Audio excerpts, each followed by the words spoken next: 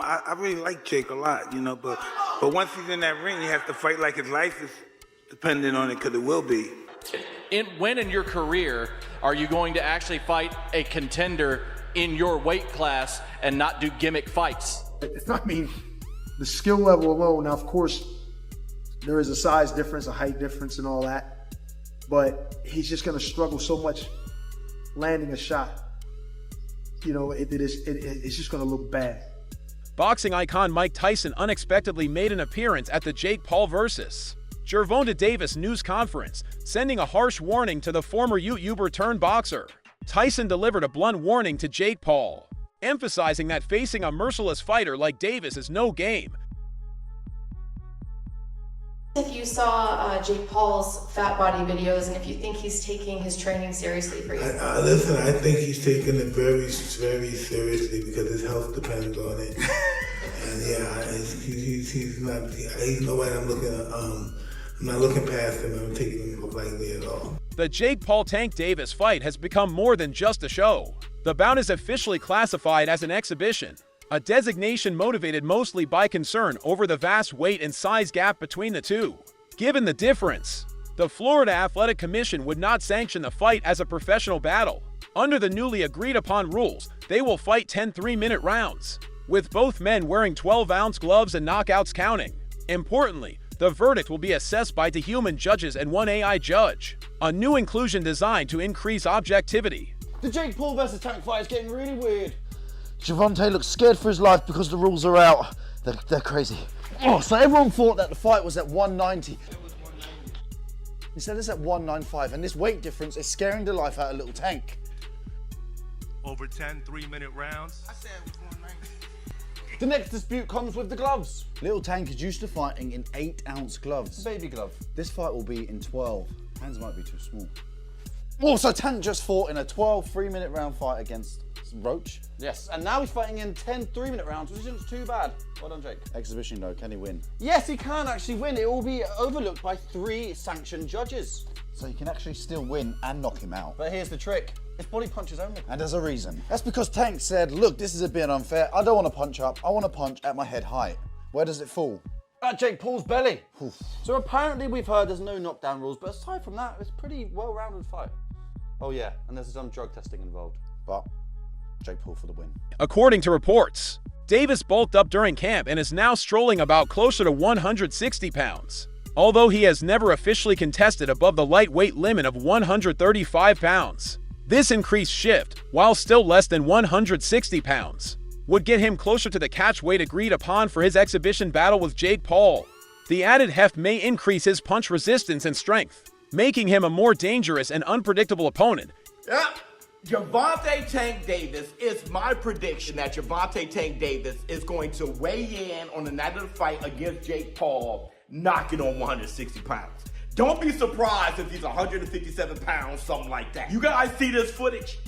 Look at Tank. Now, if you know what you're looking at, the guy must be around 150 right now, 153, something like that. And you can really tell when he's sideways. When you look at him sideways and see the depth. See, from the front view, you can't really tell. But when he turns sideways, the guy is a wrecking ball. He's literally a baby rhino out there. And I think that is the idea for him to bulk up and be a little powerhouse out there. And I'm all for it. I'm gonna tell you in this video why I think that's the best thing for Tank and why I think he will be knocking on 160 pounds. Teddy Atlas says Gervonta Tank Davis is the most complete boxer boxing has right now. He compliments Tank not just for his destructive power and finishing abilities, but also for his counterpunching instincts, trap placement, distance control, and mental fortitude in the ring. Atlas describes Davis as being patient when necessary, thoughtful in his movements, and constantly thinking the steps ahead, never relying solely on physical force. In his opinion, these characteristics make Davis the only boxer among the great lightweights who possesses all of the weapons necessary to potentially defeat someone like Jake Paul, whose style is growing but whose record does not yet represent elite technical perfection. The only other time he was in for the fans to get mad with that was against Fury's Tommy Fury, but it wasn't that level, obviously, and all the size things you just rightfully pointed out. But he would have been in there with, I mean, it seemed crazy. You're going to go in there with a guy who was a 2-time heavyweight champ and a gold medalist? Wow. Even though the guy's, at a twilight part of his career, still. And you've given a lot of credit and props to Jake Paul on this show of helping get more eyeballs to the sport, but the way he takes it serious and goes about his approach and his work to this craft, that he does take it seriously. With that being said, when he announces Tank Davis, I'm getting tired of these gimmick fights and him loading the deck up. Whether it was Chavez Jr. or an old Mike Tyson, or we could go on with some of the UFC guys and the great Anderson Silva at 46 years of age.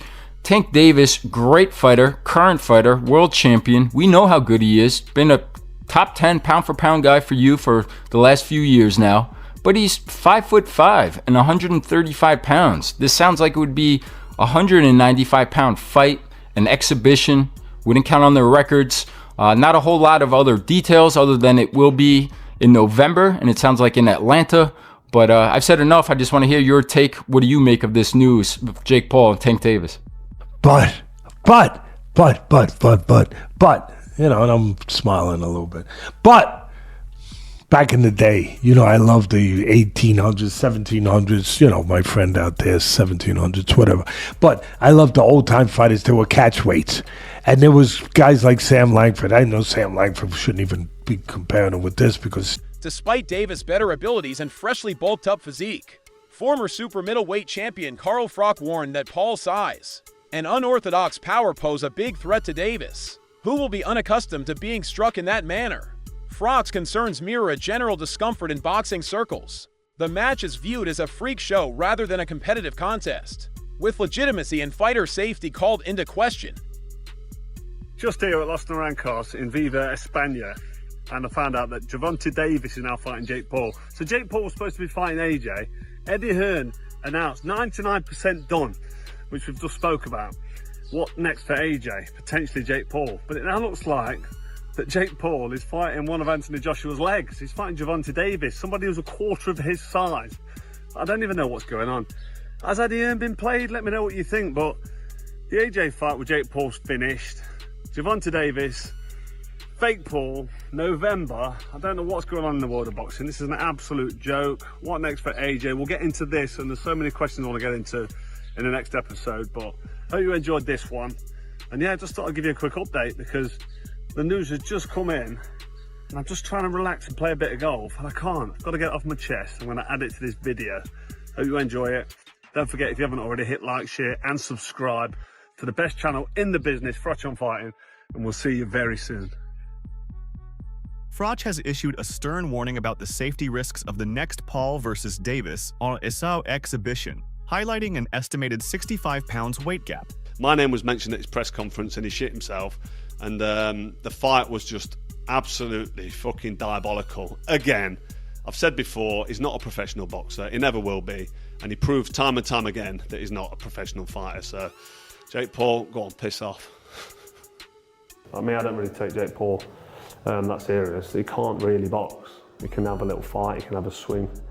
He swings away, stands up straight, and he throws punches, but it's not professional boxing. Because when I watch him box, he does so much wrong. It's just, everything's wrong. It's so bad. He's got leaky defence. He telegraphs his punches. Like, you put him in with someone his own size, it was a professional, and it's a mismatch. And you'll see that if he ends up fighting somebody. Tommy Fury, bless him, he's a pro boxer, but he's inexperienced. He's got no amateur pedigree. He's a raw novice, or maybe just above the raw novice. I was saying earlier, where would I put him in terms of levels? He'd do well to win a British title. He's at that sort of level. And then from British title to world level, it's like different worlds. It's like totally different. It's like a different sport.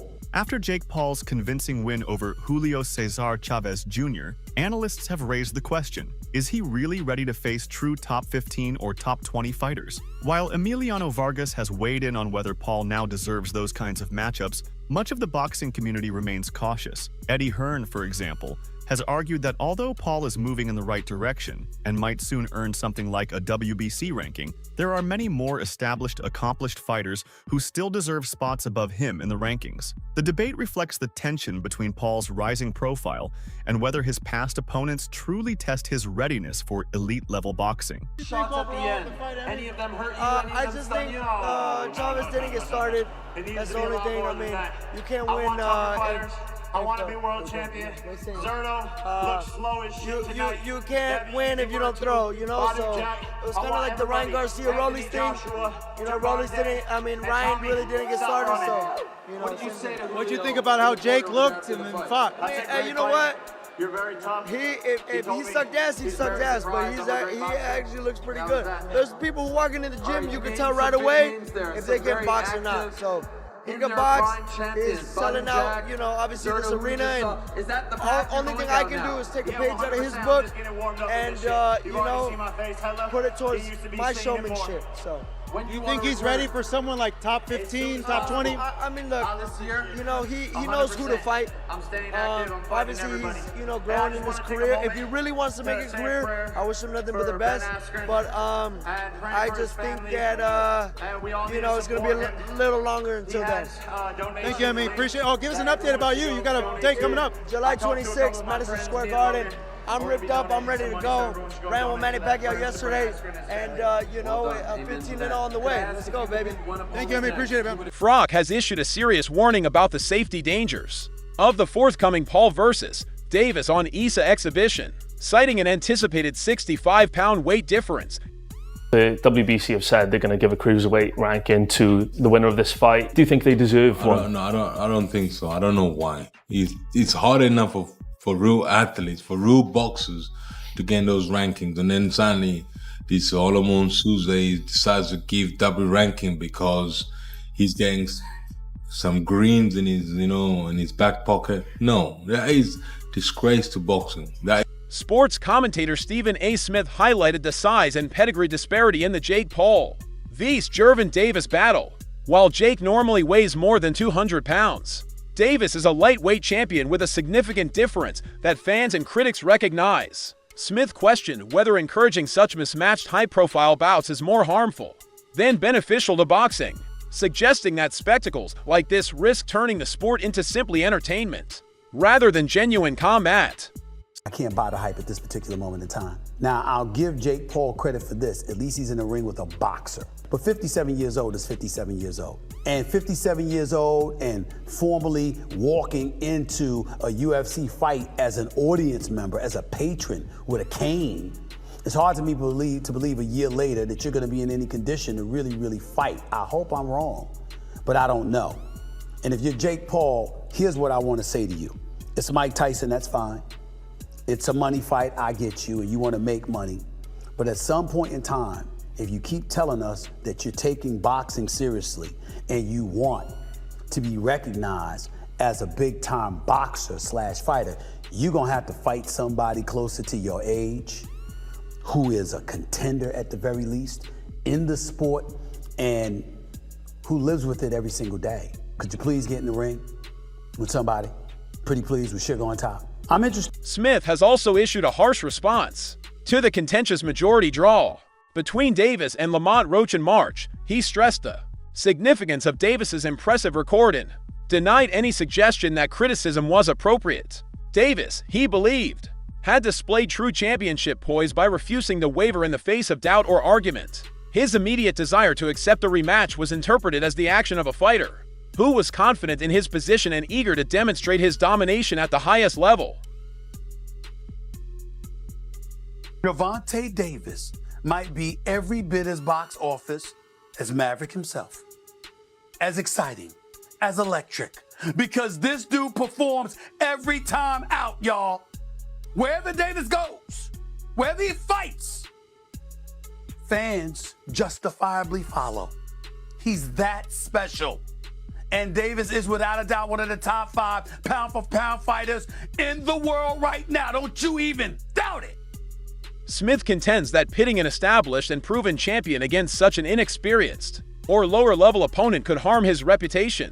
This matchup, he believes should humiliate Tank because it falls far short of his abilities. Steven expressed great displeasure with the trending mismatched exhibition matches, including Paul versus Mike Tyson, saying Paul was dismayed and even horrified. He addressed the disparity more bluntly, emphasizing the importance of Paul facing real competition rather than previous sportsmen or stars beyond their prime. Jake Paul is a professional. At some point in time, I don't give a damn if it's a light heavyweight. Better BF, Bivol, a super middleweight, Canelo, Mexican Monster, David Benavidez, somebody that actually has a reputation. The time has come for Jake Paul to step into the ring with a cat who actually boxes for a living and give us that fight.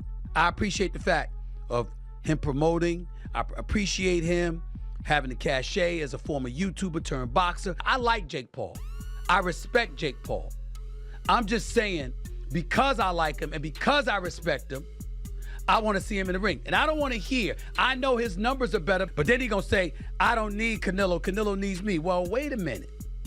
It ain't just about popularity, bruh. Meanwhile, Davis' longtime trainer, Calvin Ford, has stated unequivocally that he is the only person capable of defeating Tank. Ford told Stephen A. Smith that only a match between Tank and himself would be able to defeat Tank, as no opponent has yet pushed him to his limits. Ford also underlined that Tank has yet to demonstrate his full greatness, and that he is focusing on preparing Davis to maximize his abilities. Who do you want to see? You, as a guy that's in his trainer, that's like a father figure to him, you're training him all the time, you know him, both y'all from the streets of Baltimore the whole bit. Who do you want to see Tank fight next?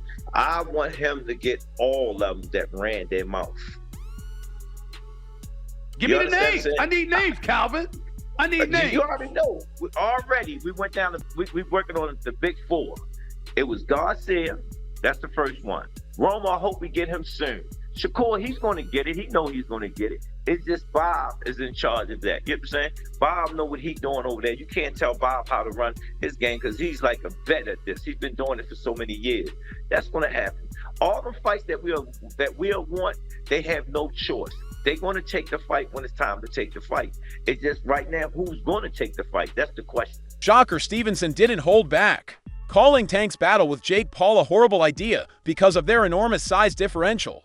He emphasized that Davis should instead face a professional boxer, claiming that the exhibition would be demeaning to the sport when compared to a legitimate unification match among the best. Stevenson suggested that Davis might earn more money by fighting a true elite, positioning himself as the more appropriate and demanding opponent. Many observers condemn the matchup as a spectacle. Maybe he'll fight Jake Paul instead. What do you think of that? I think that's terrible. Why? I mean, I get it, because at the end of the day, it's the money business, and you want to make the most money, but from what I'm hearing, he can make more money in a fight with me, and if that's the case, why not fight me? Sure. Do you think he beats Jake Paul? Do I think he beats Jake? Yeah. I mean, there's a huge size advantage, though. It is, but I think Tank got the skills to make sure he come out on top. Do you think that Jake has gone better? Yeah, I think actually Jake got tremendously better from the time frame that he started till now. And in the right situation, I also could see him become a world champion. Really? Yeah. Joe Budden contends that Tank's decision to take it is both rational and financially prudent. He sees it as a wise business decision. In his view, it makes sense for a fighter to take advantage of the opportunity. Budden asserts that financial considerations have always been a part of boxing, and Tank is merely executing his strategy effectively. Joe Budden voiced concerns after seeing Lamont Roach's Instagram post, in which Roach implied that Jake Paul's contract included a condition that required a rematch. Budden speculates that Netflix may have paid to have that provision removed, so that the highly anticipated Paul Davis fight, estimated to be worth $100 million, could happen. He contends that if Roach believed the clause was crucial, the new arrangement meant he battled basically for free. However, if Jake Paul is to survive this, he must follow Tyson's advice in the fight as more than a celebrity. Davis is venturing into unfamiliar ground. Can he use his skill and heart against a much bigger opponent? Quite surprised because it sounded like Jake Paul and Anthony Joshua was getting closer and closer for January. However, there have been rumours of Gervonta Davis versus Jake Paul in the past. I think with Gervonta Davis's kind of legal problems in the last month or so and rumours about his retirement, I don't think it's a massive shock that he is taking this Jake Paul fight if it is going to go ahead, purely for the reason that that it's a lot of money for maybe not the most difficult job that he's going to have in his career. So it's a strange one, but yeah, it's just another kind of day in the sport, really, isn't it? Will Paul's hype be believable in the ring? Or will Davis' skill and experience expose him? Please share your ideas below.